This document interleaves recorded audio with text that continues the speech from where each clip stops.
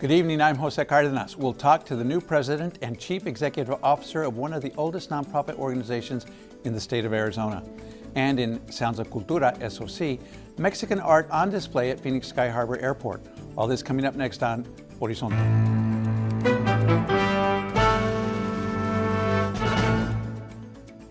Funding for Horizonte is made possible by contributions by the Friends of Eight, members of your Arizona PBS station. Thank you for joining us. Friendly House is one of the oldest nonprofit organizations in the state of Arizona. It's a social services and education organization. The agency offers services such as workforce development, adult education, home care for seniors, and a charter elementary school. The organization just announced the appointment of a new president and chief executive officer, and he's here with us tonight, Mark Mason. Mark, first of all, congratulations. The announcement was made just this week, and you must be pretty excited. I'm really excited, Jose. It was really quite a process and a competitive process. It was a national search, and I was very, very fortunate to be selected for this great opportunity. And they combed through a bunch of candidates over a 4-month period. Yes, they did. It was, I give credit to the board of directors. They really wanted to do a thorough process and make it challenging for the candidates. And I was up to the task. I wanted the job badly. I competed for it. I prepared, and I was very fortunate to be selected because I know there was probably some outstanding candidates. Well, and you say you wanted the job badly. It's not one you needed, though. I mean, you have a long, very well recognized and illustrious career with the city of Phoenix, and for about the last, 14, 15 years, you've been managing the municipal court system. Municipal court since 1999, and prior to that, I started back with the city back in 1988, and it really, my career took off as an assistant in the city manager's office, where I had the chance to work with almost 27 departments throughout those 5 years, and I had a chance to work closely with the city manager, the deputy city managers, and I really got a good handle on what was going on in the Phoenix community. After that, I moved on as a deputy director in the Human Services Department for about 4 years prior to going to the court, where I've been there since 1999. We're talking about managing a $30 million budget. Yes, it's a $30 million budget. We have a base of people who come into the court, all different backgrounds. We don't discriminate. They come different ethnic backgrounds, different economic backgrounds, and really our charge is to ensure that they are treated fairly, that when they go before a judge, that everything, try to make them comfortable. It's part of our it's just part of our society, the court system. And as an administrator there, I want to make sure that we fund our courtrooms properly, that judges are funded properly, that we have enough clerks, and that we have a good juror center. And it's really quite an organization. And in many ways, what you're going to be doing is similar, because you'll be dealing with a lot of people providing services, big budget, and I want to talk about that in a moment. But first, your motivation for wanting this job. You're no stranger to the nonprofit world. Right. You've been a volunteer, served on a number of boards in this kind of same area. Tell us a little bit about that, and then what made you decide you wanted to do something more than be a volunteer? You wanted to actually run this organization. My motivation, I think it goes back to my interest in it. It goes back to when I was a young boy. Friendly House in particular has played a tremendous role in my family background. For my grandparents who lived down the street, they received services. My mother, who worked many years for the state in job development, she was stationed out of Friendly House. And so really because of the family ties, several of us were put to work as volunteers. My sisters, my brother, my cousins, my aunt and uncles worked there. And so growing up, I had this thing about, just looking down South First Avenue and where Friendly House was at, and over the years. And so I always kept an eye on that organization, and as I grew professionally, I volunteered for different organizations. And more recently, you've chaired the board of Valle del Sol, another major organization in the right valley. Down the street from Friendly House, and I chaired that board for 8 consecutive years, and I got to see a lot of change, and I would say that is the beginning of where it started coming together, because I saw the impact we had on on individuals and families. And I knew very well Friendly House was doing the same thing. And your interest in nonprofits also extends to the arts. Absolutely. When I got off the board of Valle del Sol as chairman of the board, I wanted to explore other opportunities to really enrich my knowledge on the whole process. And so I got involved with the Arizona Theater Company, and I really got to see a different side of the nonprofit world. It wasn't necessarily a social service organization, but it still it was trying to appeal to a diverse base of individuals, and I really enjoyed. That was a great learning experience, and I met some tremendous mentors who grew. The late Jack Feaster really took me under his wing and taught me a lot. And we're talking about the basically legendary former general manager of Salt River Project. Absolutely, and I learned so much from him. So let's talk a little bit now about the organization you're about to take the reins of in January. Is that right? Yes. And its history, and then maybe some of the challenges you'll be facing. But first, it is one of the oldest. What, 1920? Right, 1920. One of the oldest social service organizations, nonprofits in the Valley. Tell us a little bit about that history and the kinds of things that the organization does. Well, you mentioned some of the key things. We have Academia del Pueblo, a charter school that has about 380 students, from early childhood all the way to 8th grade. And we have a workforce development program where we really help people prepare themselves for getting jobs. We have immigration, which is very big, and that's a big topic right now, immigration, but we want to make sure that's really the history of it right there. Yeah, that's part of the roots, really, right, of the organization. Citizenship. And when I come across many people, because in pursuit of this job, and I did serve on the board prior to that too, and on program committees and all that, I always wanted to talk to people, and that was part of my style, to reach out and get a feel for what they knew of Friendly House and some of their stories or whatever. And I learned that many of the individuals I talked to, Friendly House touched their world, either through their grandparents getting citizenship or going once upon a time their parents getting jobs. And when we're talking about citizenship and immigration services, we're not talking simply about people from Mexico or from Latin America, because when it started, it was a pretty diverse group of immigrants that it serviced. Absolutely, it's a diverse group. And Jose, when you take a tour, if you were to take a tour of Friendly House, you still see that diversity going on, as we speak, and it's very appealing. It really motivates me and moves me to go out and do good things for these individuals seeking services. So give us a sense of the size of the organization and how many people you've got working, you will have working for Right, you. there's approximately, when you combine the charter school with the rest of the organization, there's probably around 120 individuals working for Friendly House, and we get our funding from different sources, the charter school through the formula funding, and then we have different contracts, whether it be the city of Phoenix and the like for workforce development and immigration.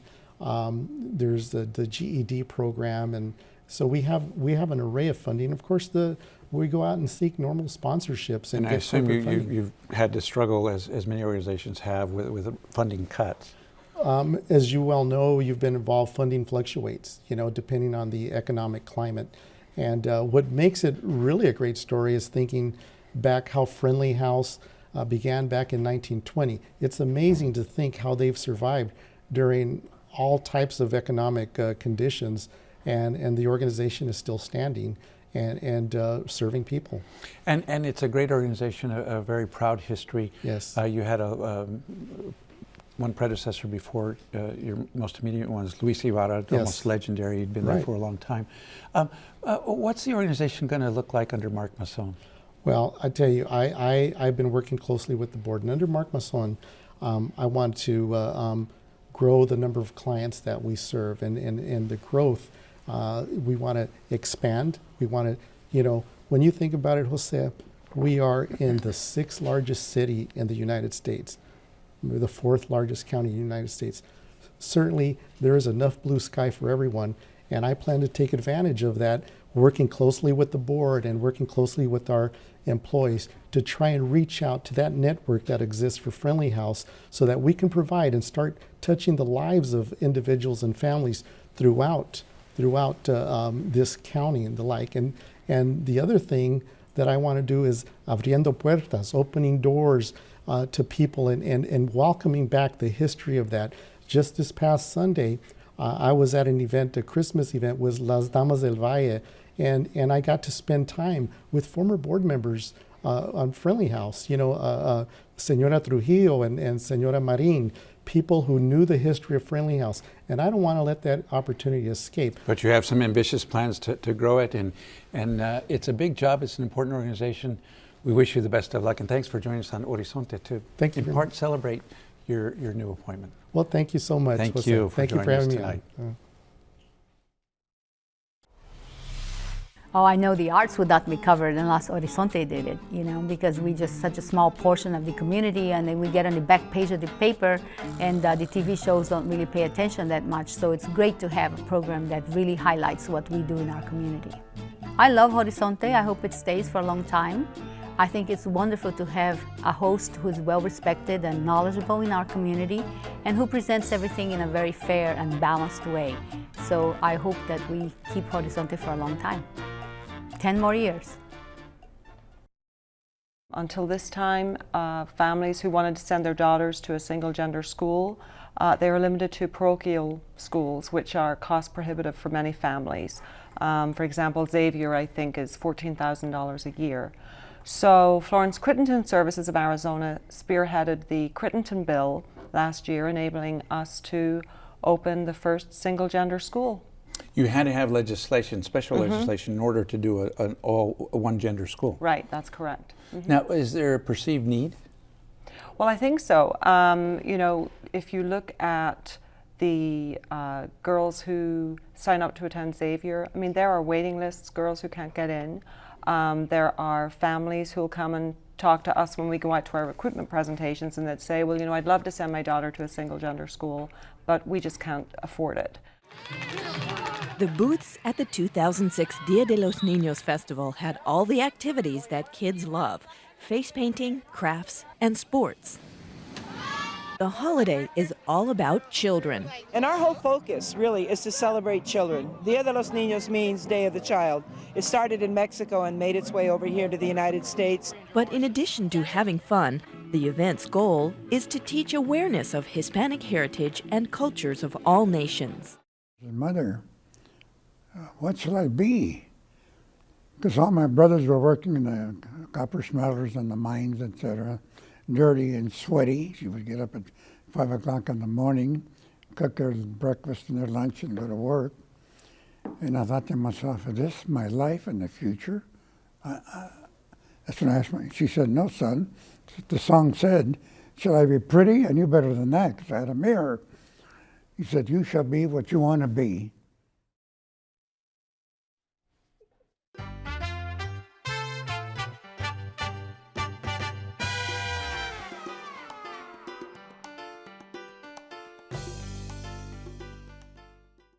In Sounds of Cultura, the next time you're at Terminal 4 at Phoenix Sky Harbor Airport, you may notice a unique display of Mexican art. Friends of Mexican Art Celebrate 50 Years of Collecting and Giving is a collaborative exhibition between the Phoenix Airport Museum and the Friends of Mexican Art, also known as FOMA, a local nonprofit organization comprised of people who collect, donate, and promote art by Mexican artists. Here with me tonight is Lene Eller, Phoenix Airport Museum curator. Also here is Teresa Fitzrandolph, a member of FOMA. Thank you both for joining us on Horizonte tonight. I want to talk about the two organizations, but I also want to dive right into talking about the art because we've got a lot of pieces we want to look at and we won't have much time. So let's start with one of the cases that we have. As I understand it, there are two cases as well as a gallery for people to see. And we've got some pictures we want to put up on the screen right now. It's the first one of one of the cases that people can go and see. And I want to talk about that big piece right there in the middle, which is also on the brochures. Tell us about that one. Well, that wonderful piece is from Michoacan and a special little town called Okamichu. And in Okamichu, there's a very special artist, and this is the artist who made this piece, Delfino Sanchez. This is a ceramic? It's all ceramic, and he's the one that actually invented this style and that now has made a name you know, the Okamichu pottery, that's what people go to buy there. But he's the one who originally made the ceramics there in the area and developed that style. And it became very popular with American collectors, and so they would travel to this very remote region and buy this ceramic, and it became quite well known here in the States. And we've got 2 cases of folk art there, and we've got some pictures of the other case. Yes. This is the other one. This is one side of it, and then we've got a picture of the other side, and a particular piece that we want to talk about right in the middle. That's a tree of life. Yes, it is. And these 2 cases are real special. The first case is about And we've got a close-up we're going to put on the screen of that particular piece. There it is. FOMA, and the FOMA collectors themselves in the private collection. And then this group of work is from the Heard Museum. And the FOMA members purchased this collection for the actual Heard Museum in 1979. And the idea was to have as much ceramic from all the different states of Mexico and different regions of Mexico. So they have these wonderful collection of over 400 pieces of art in this collection, and we only had a small sampling of it, but this particular piece is the Tree of Life from Metepec. And Metepec is known for the Tree of Life, and over the years it's developed more and more and more, and there's so many families that specialize in that region in particularly, and that particular piece is it's gorgeous. It's a wonderful piece. Teresa, you're a longtime member of FOMA. Yes. Tell us a little bit about the organization, and then we'll talk about how it came to be that these pieces were donated, at least for exhibition purposes, to the Phoenix Art Sure. Museum. The organization was started by Zoe Levy, and she was the first president in 1963. They got together with 30 people, and they put up a show with about 40 paintings, and it was such a success that they 30 people got together and organized themselves as Friends of Mexican Art.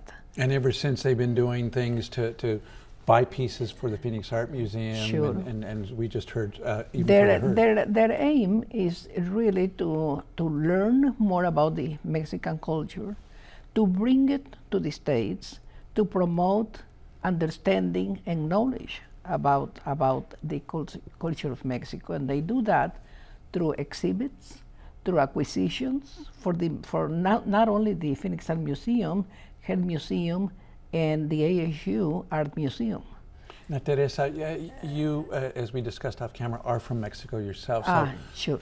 I can understand your passion for Mexican art, but what is it that motivates the people who are born and raised in the United States? Why this passion for Mexican art? They get to understand more about our neighbor to the south. It brings more understanding of the culture of our neighbors, and it brings more friendship and trade between Arizona and the country of Mexico. So it serves a very valuable social relationship. Not only purpose. is social, but it's also very beneficial because we learn about who our neighbors are. And our neighbors appreciate that and come to us for entertainment, shopping, trade. In fact, another person who was very involved in the forming of FOMA was Dr. Francisco Gaona from the American Institute for Foreign Trade. That was back in 1963. So it has many, many ways in which it touches the people in the Valley. I want to come back and talk about some of the specific things that the organization does, but going back to the art, Lene, there's a gallery at the airport. Yes. And we've got some fine art in there, and we've got famous artists such as Very much so. The gallery is in Siqueiros. Terminal 4, so make sure everybody finds it. Terminal 4, Level 3. And this gallery is a real key pin for a lot of people when they visit the airport. They see really wonderful things. And here in this particular exhibition, there's the 3 major artists of the 20s muralists were Siqueiros, Orozco. And they called them the Big Three. The Big Three, and as well as Diego Rivera. We don't have Diego Rivera, but we have the other 2 showing in the exhibition. And the second one is the 3 generations in American, but it's also known as La Familia. And this is the Orozco. Yeah, and the Orozco. And So this particular exhibit shows the diversity and the strength of work from the historical perspective as well as the contemporary work as we go along. You'll see some of the more contemporary pieces as well. And when you talk about diversity, you really mean diversity, because this next piece, José Luis Cuevas, he was a contemporary of the big three, but he was a rebel. Very much so. He was called the bad boy of the Mexican artist, and he just wanted to rebel against what he called the propaganda machine of the muralist. And this particular piece is a portrait of a very famous art critic and lawyer and writer of that region, Secos. And so he would do more. He just caused a lot of trouble whenever possible. So he set the standards for rebelling against the traditional muralist movement, which you'll start seeing throughout Mexican art. Now we've got some other pieces. Artists who, one of whom at least is no longer alive, but not really contemporaries of the big three, but kind of in between. And this is a Zúñiga. Many people may recognize this. Very piece. much so. Zúñiga, what's interesting about this is they think that it's pretty tame. They say, oh, it's just, a beautiful picture of a beautiful woman, because he did a lot of contemporary women. But what's really important to know about his particular subject matter is those are Zapotec women. These are the women who were very strong. They're from Oaxaca, and they were known to be very good business women, very strong in spirit and opinion. And so he loved those women, and he painted them and drew them and made sculptures of them all the time. And I think a lot of Arizonans would look at that and think of R.C. Gorman, and the fact is R.C. Gorman studied with him. I think R.C. Gorman copied him. both. And we've got another piece, much different, that's coming up, but also an artist of about the same era. Pedro Friedberg was an op artist. Good Mexican name. Yes, a good Mexican name. And but he also wanted to be one of those sort of a avant-garde kind of artist. He's very well known for the chair hand. It's a chair that you sit in. It's a hand, and he was more of a graphic artist as well. And so you can see that in his work. So. And then we've got what you might call the more contemporary artists who are represented, and we've got several pictures here, somewhat whimsical. Today, they're 39, 40 years old, and this one particularly is Fernando Andreazzi, and he's more of a magic realism artist, and so he comes from that kind of genre, which obviously, he's doing work that's more personal and more contemporary. You'll see that today. And then the next one is kind of a throwback to the political art around the time of the Mexican Revolution, but it's a contemporary artist. Very contemporary, and he uses very contemporary subject matters. This is a Rodriguez, Artemio Rodriguez, and the subjects are all subject matters of today. He's also published several books of his own child, and telling stories as well. So it's of that old type of tradition of the woodcuts and the taller of the time, the printers, but in a very contemporary way. Now, Teresa, there's some magnificent pieces that the Friends of Mexican Art have acquired, have either donated or at least lent for exhibition. Tell us a little bit more about the organization. How does it operate? How does it raise funds, for example? Yes, the organization, one of their aims was to donate sufficient works of art of a great quality to the Phoenix Art Museums to establish the first Galleria of Mexican art in this side of the Mississippi. And they accomplished that very well. They do that by fundraisings of the Mexican Mercado and the Hacienda Tour done every year. In addition to that, every month we have the lectures or seminars or visits by experts in Mexican art.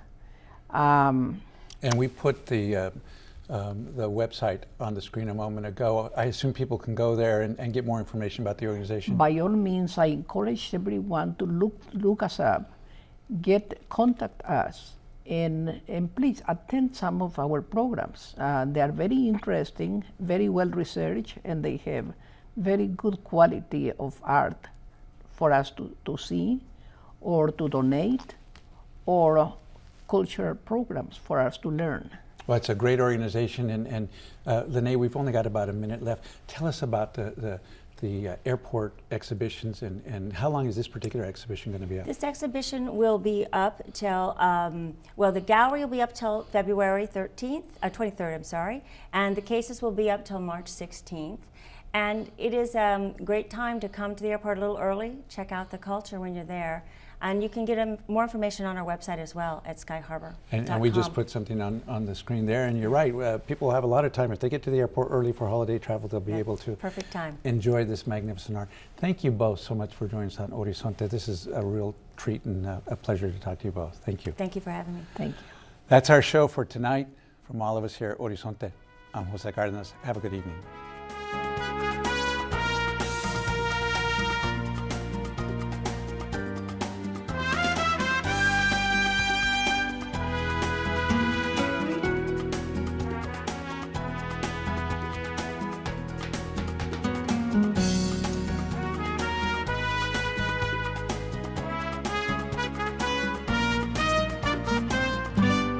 Funding for Horizonte is made possible by contributions by the Friends of 8, members of your Arizona PBS station.